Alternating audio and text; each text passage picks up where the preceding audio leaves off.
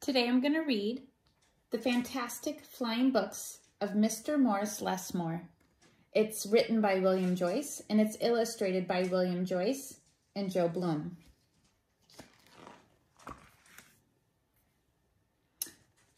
Morris Lessmore loved words. He loved stories. He loved books. His life was a book of his own writing, one orderly page after another. He would open it every morning and write of his joys and sorrows, of all that he knew and everything that he hoped for. But every story has its upsets.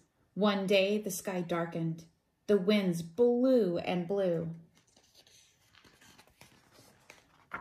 till everything Morris knew was scattered, even the words of his book. He didn't know what to do or which way to go, so he began to wander and wander. Then a happy bit of happenstance came his way. Rather than looking down, as had become his habit, Morris Lessmore looked up. Drifting through the sky above him, Morris saw a lovely lady. She was being pulled along by a festive squadron of flying books.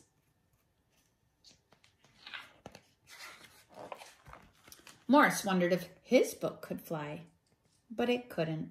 It would only fall to the ground with a depressing thud. The flying lady knew Morris simply needed a good story, so she sent him her favorite. The book was an amiable fellow and urged Morris to follow him. The book led him to an extraordinary building where many books apparently nested.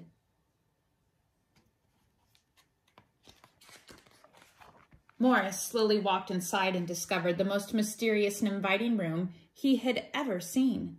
It was filled with the fluttering of countless pages, and Morris could hear the faint chatter of 1,000 different stories, as if each book was whispering an invitation to adventure.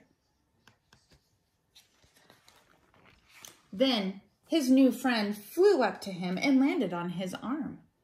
It held itself open as if hoping to be read. The room rustled to life. And so Morris's life among the books began.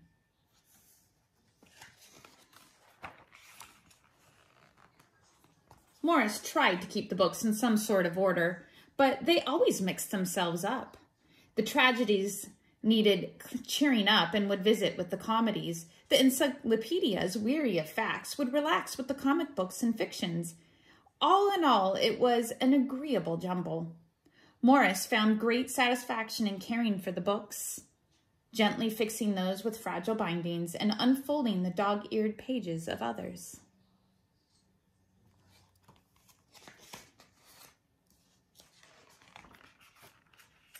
Sometimes Morris would become lost in a book and scarcely emerge for days.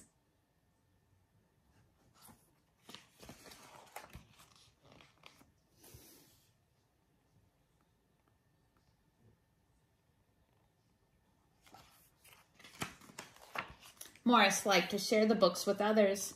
Sometimes it was a favorite that everyone loved, and other times he found a lonely little volume whose tale was seldom told. Everyone's story matters, said Morris, and all the books agreed.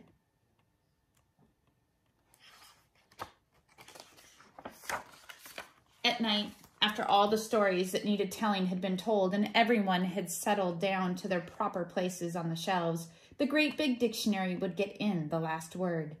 Zzz.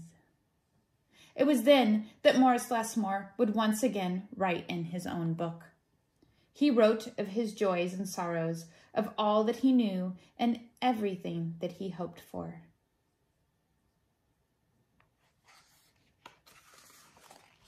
The days passed, so did the months.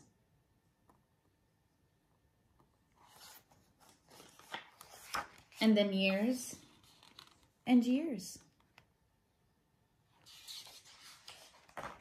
And Morris Lessmore became stooped and crinkly. But the books never changed. Their stories stayed the same. Now his old friends took care of him the way he had once cared for them, and they read themselves to him each night. Then one day, he filled the last page in his book. He looked up and said with a bittersweet sigh, "I guess it's time for me to move on."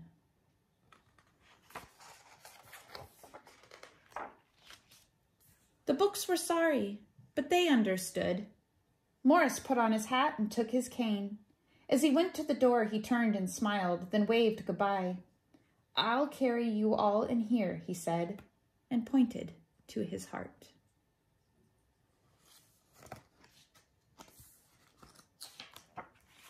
The books waved their pages, and Morris Lessmore flew away. And as he flew, he changed back to the way he'd been that long ago day when they'd all first met. The books were quiet for a while.